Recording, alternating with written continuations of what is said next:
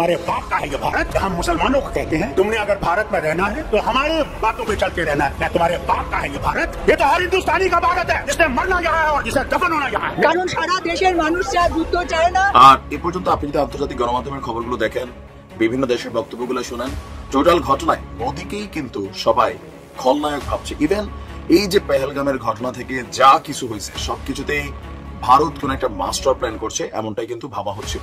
ভারত পাকিস্তানের যুদ্ধবিরতির নেপথ্য কারণ লুকিয়ে আছে যুদ্ধক্ষেত্রে নয়, বরং গত বুধবার ভোর 4টার কূটনৈতিক ক্ষেত্রে, যেখানে এমন কিছু অসাধারণ ঘটনা ঘটেছে যে সমগ্র বিশ্বের সামনে উন্মোচিত হয়ে পড়েছে ভারতের প্রধানমন্ত্রী নরেন্দ্র মোদীর মিথ্যা বাগাড়ম্বর। যুক্তরাষ্ট্রসহ কয়েকটি দেশের মধ্যস্থতায় যুদ্ধবিরতির পর সংঘর্ষে দুই দেশের ক্ষয়ক্ষতি নিয়ে পাল্টাপাল্টি সংবাদ সম্মেলন করেছে ভারত ও পাকিস্তানের সামরিক বাহিনী। দুই দেশের সামরিক বাহিনী নিজেদের সফল বলে দাবি করছে। কতজন হতাহত হয়েছে সেটা আমাদের দেখার বিষয় নয়। আমাদের কাজ হলো লক্ষ্যে আঘাত করা এবং আমরা আমাদের লক্ষ্য পূরণ করতে পেরেছি। 21 জন সন্ত্রাসী নিহত হয়েছে। 26 military targets. আমরা 26টি ভারতীয় সামরিক স্থাপনায় আঘাত করেছি, ব্রহ্মা অস্ত্রাগার ধ্বংস করেছি এবং একটি S-400 ব্যাটারি আর দুটো বড় সামরিক ঘাঁটিতে আঘাত করেছি। Was also attacked by our proud Pakistan Air Force. যুদ্ধে দুই দেশের ক্ষয়ক্ষতি কেমন হয়েছে, আদৌ রাফাল যুদ্ধবিমান ভূপতিত হয়েছে কিনা, সাংবাদিকদের এমন প্রশ্ন ভারত এড়িয়ে গেছে। তবে পাকিস্তান নিজেদের ক্ষয়ক্ষতি নিয়ে কিছুটা ইঙ্গিত দিয়েছে।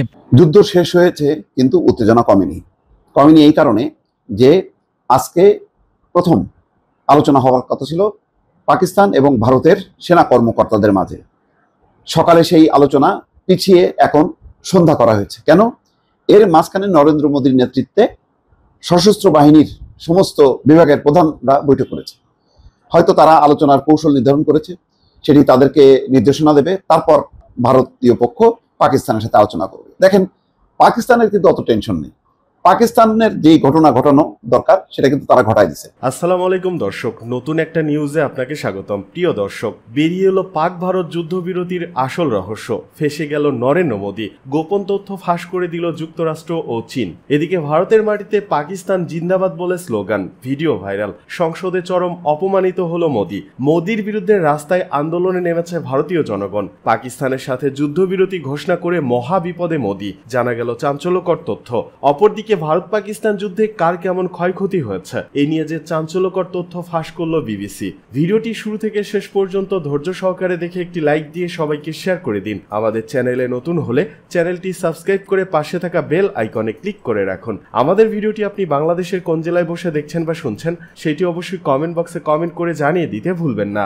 ভারত পাকিস্তানের যুদ্ধবিরতির নেপথ্য কারণ লুকিয়ে আছে যুদ্ধক্ষেত্রে নয়, বরং গত বুধবার ভোর 4টার কূটনৈতিক ক্ষেত্রে, যেখানে এমন কিছু অসাধারণ ঘটনা ঘটেছে যে সমগ্র বিশ্বের সামনে উন্মোচিত হয়ে পড়েছে ভারতের প্রধানমন্ত্রী নরেন্দ্র মোদীর মিথ্যা বাগাড়ম্বর। এই সময়ে পাকিস্তানের নিযুক্ত চীনের রাষ্ট্রদূত রাওয়ালপিন্ডিতে জরুরি ফোন করেছিলেন। এর কয়েক ঘন্টার মধ্যেই পাকিস্তানের আকাশ প্রতিরক্ষা ব্যবস্থা আকস্মিকভাবেই সচল হয়ে ওঠে।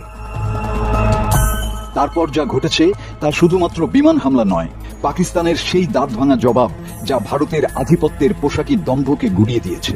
ঢালাও মিথ্যা প্রচারণা, আধিপত্যের ভাওতাবাজি এবং রাফাল বিমানের পিঠে চড়ার বীরত্ব সবই মুখ থুবড়ে পড়েছে।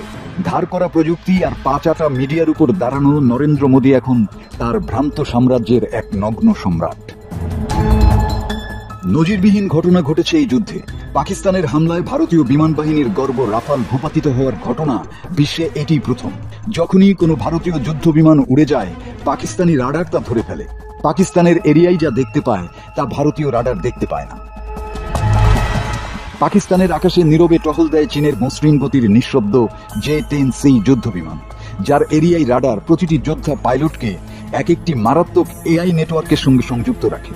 J-10C যুদ্ধ বিমানে রয়েছে PL-15 ক্ষেপণাস্ত্র এবং 300 কিলোমিটারেরও বেশি দূরপাল্লার মাক 5 শিকারী গতিতে লক্ষ্য নির্ধারণ এবং আক্রমণে সক্ষম এই বিমান চলে পিনপতন রাডার নিরাপত্তা নিয়ে। তাই বুধবার আক্রমণের সময় 50 কিলোমিটার দূরত্বেও রাফাল এটি টের পায়নি। শব্দবিহীন গতিশীল এইসব চাইনিজ ফাইটারের মুখোমুখি রাফালের ভারতীয় পাইলটের হাতে ছিল মাত্র 9 সেকেন্ড, যা প্রতিক্রিয়া দেখানোর জন্য যথেষ্ট নয়, আবার নিজের প্রাণ বাঁচানোর জন্যও যথেষ্ট নয়। এই কারণেই ভারতীয় বিমান বাহিনী ভীত হয়ে নিজেদের সীমান্ত থেকে 300 কিলোমিটার পিছু হটেছে। পাকিস্তানের প্রথম হামলাতেই ভারত নিশ্চিত হয়ে যায় চীনা প্রযুক্তির কাছে ইসরায়েল, ফ্রান্স আর মার্কিন প্রযুক্তি অকার্যকর। একদিকে ফরাসি প্রতিরক্ষা চুক্তিগুলোর ভবিষ্যৎ অনিশ্চিত এবং অন্যদিকে চীন চুপচাপ দেখছে এবং হাসছে। ভারতের জন্য এটি কেবল একটি কৌশলগত ব্যর্থতা নয়, বিশ্বের পরাশক্তিগুলোর জন্য একটি লজ্জাজনক বার্তা। তাই বুঝি সত্যকে আড়াল করতে ডোনাল্ড ট্রাম্পের এত তড়িঘড়ি। কিন্তু শেষ রক্ষা হবে কি? রাফালের নির্মাতা দাসল্ট এভিয়েশনের শেয়ারের মূল্য এখন স্থবির হয়ে গেছে। অন্যদিকে চীনের প্রতিরক্ষা শেয়ার এভিআইসি ALD চেংডুর মূল্য এখন ঊর্ধ্বমুখী। এই যুদ্ধের মধ্য দিয়ে ভারতের প্রতি পাকিস্তানের বার্তাটি হল, এটি আকাশ যুদ্ধের শেষ নয়, বরং আকাশ আধিপত্যের শুরু। যুক্তরাষ্ট্রসহ কয়েকটি দেশের মধ্যস্থতায় যুদ্ধবিরতির পর সংঘর্ষে দুই দেশের ক্ষয়ক্ষতি নিয়ে পাল্টাপাল্টি সংবাদ সম্মেলন করেছে ভারত ও পাকিস্তানের সামরিক বাহিনী। দুই দেশের সামরিক বাহিনী নিজেদের সফল বলে দাবি করছে। কতজন হতাহত হয়েছে সেটা আমাদের দেখার বিষয় নয়। আমাদের কাজ হলো লক্ষ্যে আঘাত করা এবং আমরা আমাদের লক্ষ্য পূরণ করতে পেরেছি। 21 জন সন্ত্রাসী নিহত হয়েছে। 26 military targets. আমরা 26টি ভারতীয় সামরিক স্থাপনায় আঘাত করেছি, ব্রাহ্মা অস্ত্রাগার ধ্বংস করেছি এবং একটি S-400 ব্যাটারি আর দুটো বড় সামরিক ঘাঁটিতে আঘাত করেছি। Was also attacked by our proud Pakistan Air Force. যুদ্ধে দুই দেশের ক্ষয়ক্ষতি কেমন হয়েছে, আদৌ রাফাল যুদ্ধবিমান ভূপতিত হয়েছে কিনা, সাংবাদিকদের এমন প্রশ্ন ভারত এড়িয়ে গেছে। তবে পাকিস্তান নিজেদের ক্ষয়ক্ষতি নিয়ে কিছুটা ইঙ্গিত দিয়েছে। যুদ্ধাবস্থায় কিছুটা ক্ষয়ক্ষতি হবেই, তবে কি পরিমাণ ক্ষয়ক্ষতি সেটা দেখার চেয়েও বড় বিষয় হলো আমরা আমাদের লক্ষ্য অর্জন করতে পেরেছি কিনা। আমি বলবো হ্যাঁ, পেরেছি। আমি যেটা বলতে পারি, আমাদের সব পাইলট নিরাপদে ঘরে ফিরেছে। There has been certain infrastructure damage. আমাদের কিছু স্থাপনা ক্ষতিগ্রস্ত হয়েছে আর একটি যুদ্ধবিমানের কিছু ক্ষয়ক্ষতি হয়েছে, কিন্তু সেটা সারিয়ে আবার সচল করা হয়েছে। আমাদের হাতে কোনো পাইলট বন্দী নেই। সামাজিক মাধ্যমে যা ছড়াচ্ছে তা নিতান্তই গুজব। ভারতীয় সামরিক বাহিনীর দাবি, পাকিস্তানি বাহিনীর কেউ নিয়ন্ত্রণ রেখা পার হয়ে ভারতে ঢুকতে পারেনি এবং কোনো যুদ্ধবিমানকে ঢুকতে দেওয়া হয়নি। যা গোলাগুলি হয়েছে তা দুই পারের আকাশ থেকে হয়েছে। তবে পাকিস্তানের দাবি, তারা দিল্লি পর্যন্ত ড্রোন পাঠিয়েছে। আমরা পাকিস্তানি কোনো বিমানকে সীমান্ত অতিক্রম করতে দেইনি। কিছু যুদ্ধ বিমানকে আমরা আঘাত করেছি, কয়েকটি নিশ্চয় ভূপাতিত হয়েছে, তবে এর ধ্বংসাবশেষ ভারতে পড়েনি। ভারত যে ড্রোন পাঠিয়েছে তার মধ্যে 84টি ভূপাতিত করা হয়েছে। কয়েক ডজন পাকিস্তানি সামরিক ড্রোন ভারতের গুরুত্বপূর্ণ সরকারি স্থাপনার উপরে ওড়ানো হয়েছে। এমনকি রাজধানী নয়া দিল্লি পর্যন্ত আমরা ড্রোন পাঠিয়েছি, ইনক্লুডিং দেয়ার ক্যাপিটাল নিউ দিল্লি। দুই দেশের সংঘর্ষ চলাকালীন কারা প্রথম যুদ্ধবিরতির প্রস্তাব দিয়েছে, এই নিয়েও ভারত পাকিস্তান সামরিক বাহিনীর মধ্যে পাল্টাপাল্টি বক্তব্য দিতে দেখা গেছে। আগ বাড়িয়ে যুদ্ধবিরতির প্রস্তাব দিয়েছে, এটা মানতে নারাজ কেউই। পাকিস্তানের পক্ষ থেকেই কল এসেছিল যে তারা ক্ষয়ক্ষতি নিয়ে আলাপ করতে চায়। এর মানে তো সবাই বোঝে, এমন যুদ্ধাবস্থায় এই ধরনের কলের মানে কি। আমি পরিষ্কার করে বলি এবং আপনারা রেকর্ড করে রাখুন, পাকিস্তান কখনোই কল করেনি। কারা না উত্তেজনা বাড়াতে বলেছিল, কারা পাল্টা আক্রমণ করতে মানা করেছিল, সেটা তো সবাই দেখেছে। এদিকে দুই দেশের সামরিক বাহিনী নানান বিষয়ে পাল্টাপাল্টি বক্তব্য দিলেও একটা বিষয়ে একই ধরনের কথা বলছে তারা। তা হলো, দুই দেশের উত্তেজনার মধ্যে সামাজিক মাধ্যমে প্রচুর ভুয়া তথ্য ছড়াচ্ছে এবং এর জন্য দুই দেশ একে অপরকে দায়ী করছে।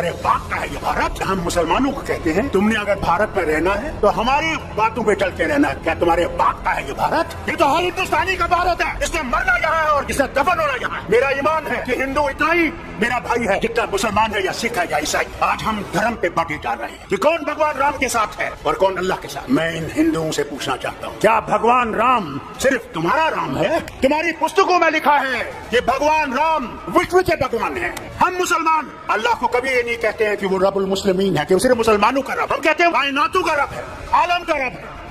कोई माने या ना माने, अगर हम ये समझते हैं कि इनको हम आसानी से हटा सकते हैं तो सच्चाई ये है इनको हम आसानी से हटा नहीं सकते जब तक हमारे दिल साफ नहीं होंगे। अगर मैं ये समझूं कि सिर्फ मैं ही मैं हूं और दूसरा कुछ भी नहीं है तो ये कभी भी नहीं जाएंगे। आज हम ये सोचते हैं मोदी को निकाल के मैं प्रधानमंत्री बनूंगा। अरे पहले तो उसको निकालो, फिर प्रधानमंत्री की कुर्सी की सोचो। हमें अपने झगड़े भूल जाने, यार हम अपने झगड़े नहीं भूलेंगे। मैं नीलू से कहता हूं तो फिर कभी भी हम इनको नहीं निकाल नहीं सकते। कि अगर हमने देश को बचाना है पहले अपने आप को कुर्बान करना है। इस देश के लिए हमें कुर्बान करना है, कुर्सी के लिए कुर्बान नहीं करना। कुर्सी देश देगा और देश ही कुर्सी देने वाला है और देश ही कुर्सी से हटाने वाला है। अरे सच तो बोलो, कभी तो सच बोलो। क्या डर नहीं है मरने का? जो आया है उसने जाना है। वहाँ तुम्हें अमित शाह नहीं बचाएगा, वहाँ तुम्हारे ये झूठ बोलने वाले मिनिस्टर नहीं बचाएंगे। वहाँ भगवान होगे और तुम होगे। एक तरफ से तुम्हारी सच्चाई होगी और एक तरफ से तुम्हारा झूठ होगा। वही हाल मेरा होगा, वही शरद पवार का होगा, वही आपके मुख्यमंत्री का भी होगा। हमारे यहाँ भी एक जमाने में फिरौन होता था तो फिरौन अपने आप को खुदा कहता था। दिन में वो खुदा होता था, रात को जब रात होती थी तो फिर कहता था खुदा तू ही है, मगर मैं क्या करूं, मुझे इन्हें खुदा बना दिया है। अरे कुदरत से डरो, कभी तुम्हारा भी हशर ये ना हो जाए कि तुम सारे जीवों को लेकर उसी दरिया में डूब जाओगे। कोई धर्म बुरा नहीं है, इंसान बुरा है, धर्म बुरा नहीं। तो अगर देश बचाना है तो हमें अपने आप को कुर्बान करके इस देश को बचाना है और इस मोदी सरकार को हटाना है कि ये कभी वापस ना आए। मैं इनसे कहता हूँ अगर ये वापस आएंगे तो अल्लाह ही जाने इस मुल्क का क्या होगा, वो खुदा ही जानता है। এবার নিজ দেশেই তোপের মুখে পড়েছেন নরেন্দ্র মোদী। ভারত পাকিস্তানের মধ্যে সংঘাত থামাতে শেষ পর্যন্ত যুক্তরাষ্ট্রকেই মাঠে নামতে হয়। যুদ্ধবিরতি কার্যকর থাকলেও মার্কিন প্রেসিডেন্ট ডোনাল্ড ট্রাম্পের মধ্যস্থতার দাবি ঘিরে নরেন্দ্র মোদী সরকারকে প্রশ্নবাণে বিদ্ধ করেছে ভারতের বিরোধী দলগুলো। শনিবার দুদেশের মধ্যে সংঘর্ষ বিরতি নিয়ে আলোচনায় চূড়ান্ত সিদ্ধান্ত গৃহীত হওয়ার আগে মার্কিন প্রেসিডেন্ট নিজের সোশ্যাল মিডিয়া অ্যাকাউন্টে টুইট করে জানিয়েছিলেন দুই দেশের সংঘর্ষ বিরতিতে রাজি। আর এখানেই সংঘাত থামাতে আমেরিকার নাক গলানো নিয়ে প্রশ্ন তুলেছে ভারতের বিরোধী দলগুলো। কেন মার্কিন হস্তক্ষেপ মেনে নিলেন প্রধানমন্ত্রী মোদী?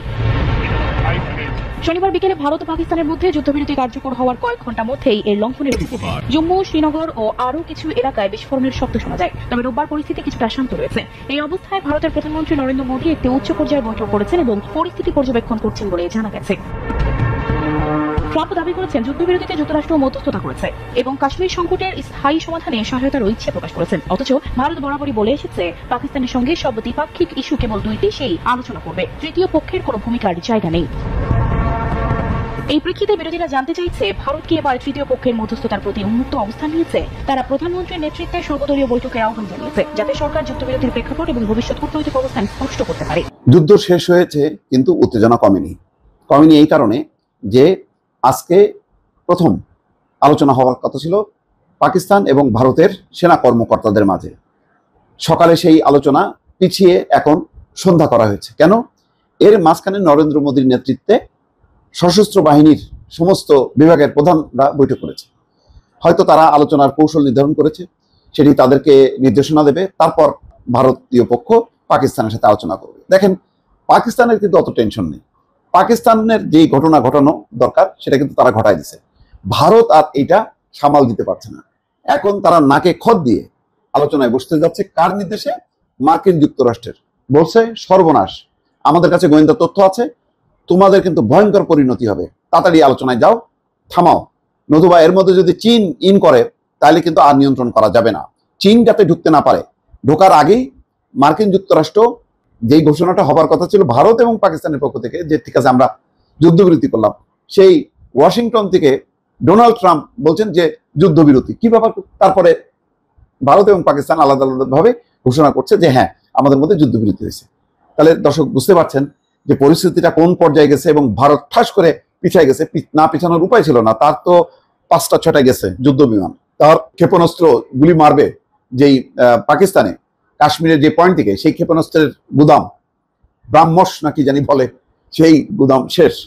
আরো অনেকগুলো ঘাঁটি, মানে ওই অঞ্চলে, পশ্চিমের ওই অঞ্চলের বহু ঘাঁটি শেষ। এখন ভারতীয় গণমাধ্যমই বলছে যুদ্ধবিরতির পর ভারত পাকিস্তান প্রথম আলোচনা পিছিয়ে গেল।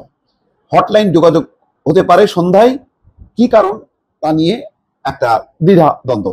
দর্শক, আশা করি যে ভারত পাকিস্তান সংক্রান্ত এই ভিডিওগুলো আপনারা পছন্দ করছেন। আমার সঙ্গেই থাকুন, ভয়েস বাংলার সঙ্গেই থাকুন, আর সেই কারণে লাইক দিন, শেয়ার দিন এবং সাবস্ক্রাইব করুন। ভারতীয় গণমাধ্যমের খবর হচ্ছে এই যে যুদ্ধবিরতির পর ভারত এবং পাকিস্তানের মধ্যে প্রথম আলোচনা হওয়ার কথা ছিল সোমবার বেলা 11টায় আজকে, কিন্তু নির্ধারিত সময়ে আলোচনা হয়নি, সময় কিছুটা পিছিয়েছে। কেন পিছানো হলো তার কারণ নেই। ভারতের ডিজিএমও রাজীব ঘাই, অর্থাৎ ভারতীয় সেনা কর্মকর্তা রাজীব ঘাই, এবং পাকিস্তানের ডিজিএমও, অদ্ভুত পদবী, কাশিফ আবদুল্লাহ, এই তারা দুইজন আলোচনা করবেন। যুদ্ধবিরতির পর ভারত এবং পাকিস্তানের মধ্যে এই নির্ধারিত সময় যে আলোচনা হবার কথা ছিল তা হয়নি। ভারতীয় সেনাকে উল্লেখ করে সংবাদ সংস্থা রয়টার্স জানিয়েছে ভারত পাকিস্তান আলোচনা হতে পারে সোমবার সন্ধ্যায়। কি কারণে এই বিলম্ব তা এখন স্পষ্ট নয়। পরে সংবাদ সংস্থা পিটিআই এই খবর নিশ্চিত করেছে, তবে সন্ধ্যায় কখন আলোচনা হবে সেই সময় এখনো জানা যায়নি। তার মানে ভারতকে এমন কিছু কথা বলতে হবে, এমন কিছু আশ্বাস দিতে হবে, সেইটা নিয়েই তারা ভাবছে যে নাকে খত দিয়ে কতখানি তারা ছাড় দেবে পাকিস্তানকে, সেটা নিয়ে হয়তো আলোচনা করছে। ডোনাল্ড ট্রাম্পের কথা মানতেই হবে, কেননা তার অনুরোধেই পাকিস্তান পিছিয়ে আসে। পাকিস্তান যখন একেবারে পুরো আক্রমণের মধ্যে ছিল গতকালকে সকাল থেকে, হঠাৎ করে বিকেল 5টায় তাদেরকে যুদ্ধবিরতিতে যেতে হলো। এখন ডোনাল্ড ট্রাম্প বলেছেন যে ভারতকে যে তোমরা তাড়াতাড়ি যুদ্ধবিরতির ঘোষণা দাও, ঘোষণা না দিলে খবর আছে এটা আমরা তখন নিয়ন্ত্রণ করতে পারবো না। ভারত ভয় পেয়ে গেছে এবং ইতিমধ্যে ভয় পাওয়ার মতন ঘটনা ঘটাইছে পাকিস্তান। তার যে ড্রোন, তুরস্কের নির্মিত ড্রোন হামলা এবং একই সঙ্গে যে বিমান থেকে ক্ষেপণাস্ত্র হামলা, এটা বেসামাল অবস্থা। ফলে ভারত দ্রুত বেগে সম্মতি জানায়। যাই হোক, এখন আমেরিকার মধ্যস্থতায় দীর্ঘ আলোচনার পর দুই দেশ সংঘাত থামাতে রাজি হয়েছে। এরপর ভারতের বিদেশ সচিব বিক্রম মিশ্রি সাংবাদিক বৈঠক করে বলেন, শনিবার ভারত এবং পাকিস্তানের সামরিক বাহিনীর director general of military operations DGMO তাদের মধ্যে কথা হয়েছে, তারা সংঘর্ষ বিরতিতে সম্মত হয়েছেন। আজ সোমবার বেলা 12টার দিকে আলোচনা হবে। ডিজিএমদের এই আলোচনা সীমাবদ্ধ রাখা হচ্ছে। যাই হোক, এখন কি পরিস্থিতিতে বোঝা যাচ্ছে না। সম্ভবত মানে যুদ্ধবিরতির ঘোষণার পরও শ্রীনগর, কাশ্মীরের রাজধানী কেঁপে ওঠে। ভারত বলছে যে 1 ঘন্টা না যেতেই যুদ্ধবিরতি লঙ্ঘন করেছে পাকিস্তান। তারা ভয়ঙ্কর বেগে সেখানে গোলা ছুড়েছে অথবা ক্ষেপণাস্ত্র দিয়ে আক্রমণ করেছে। তো যার প্রেক্ষিতে তারাও পাল্টা জবাব দিয়েছে। এখন সেই ক্ষেত্রে আর যাতে একটি মানে গোলাবারুদ না ফোটে সেরকম একটি হয়তো পরিস্থিতি নিশ্চিত করা, এবং ভারতের তরফ থেকে তারা যে যে পদক্ষেপ নিয়েছিল সেই পদক্ষেপগুলো তারা উইথড্র করবে, এমন কিছু প্রতিশ্রুতির কথা নিয়ে হয়তো আলোচনা করবে। সেই আলোচনাটা পিছিয়ে দিয়েছে ভারত। এর মধ্যে মানে ভারতের নীতি নির্ধারকরা বৈঠক করছেন, বৈঠক করে তারপরে হয়তো সুস্পষ্টভাবে কিছু অঙ্গীকার করবে পাকিস্তানের জেনারেলদের কাছে, তারপরে হয়তো একটা সমাধানের সূত্র পাওয়া গেলেও যেতে পারে। দর্শক, এদিকে যুদ্ধবিরতির পর পাকিস্তানের তথ্য, ভারতীয় হামলায় নিহত 51 জন, নিহত সেনাদের নাম প্রকাশ। সম্প্রতি ভারত পাকিস্তান সামরিক উত্তেজনার মধ্যে ভারতের হামলায় মোট 51 জন শহীদ হয়েছেন বলে জানিয়েছেন পাকিস্তানের আন্তঃবাহিনী জনসংযোগ পরিদপ্তর আইএসপিআর। শহীদদের মধ্যে 11 জন ছিলেন সশস্ত্র বাহিনীর সদস্য এবং 40 জন বেসামরিক নাগরিক। সোমবার এক বিবৃতিতে আইএসপিআর জানায়, 6 ও 7 মে রাতভর ভারতের সশস্ত্র বাহিনী বিনা উস্কানিতে বর্বরোচিত হামলা চালিয়ে নারী, শিশু ও বৃদ্ধ সহ নিরীহ বেসামরিক জনগণকে লক্ষ্যবস্তুতে পরিণত করে। এসব হামলায় 7 জন নারী ও 15 জন শিশু সহ মোট 40 জন বেসামরিক মানুষ শহীদ হন এবং আরো 121 জন আহত হন, যাদের মধ্যে 10 জন নারী ও 27 জন শিশু রয়েছে। আইএসপিআর জানিয়েছে, এই জঘন্য আগ্রাসনের জবাবে পাকিস্তানি সশস্ত্র বাহিনী মার্কাই-ই-হক ব্যানারে অপারেশন বুনিয়ামুন মারসুস চালিয়ে নিখুঁত ও প্রতিশোধমূলক হামলা চালায়। এই পাল্টা প্রতিরোধ অভিযানে পাকিস্তান সশস্ত্র বাহিনী 11 জন শহীদ হন এবং 78 জন আহত হন। আইএসপিআর বলেছে, এই শহীদদের পবিত্র আত্মত্যাগ জাতি চিরন্তন স্মৃতিতে সাহস, কর্তব্যপরায়ণতা ও অটল দেশপ্রেমের প্রতীক হয়ে থাকবে। পুরো জাতি এই শহীদ বেসামরিক নাগরিক ও সশস্ত্র বাহিনীর সদস্যদের প্রতি গভীর শ্রদ্ধা নিবেদন করছে এবং আহতদের দ্রুত আরোগ্য কামনা করছে। বিবৃতিতে আরো বলা হয়, জাতি আগ্রাসনের মুখে অটল। পাকিস্তানের সার্বভৌমত্ব বা ভৌগোলিক অখণ্ডতার বিরুদ্ধে ভবিষ্যতে যে কোনো আগ্রাসন দ্রুত, পূর্ণমাত্রিক ও কঠোর প্রতিক্রিয়ার মুখে পড়বে ইনশাল্লাহ।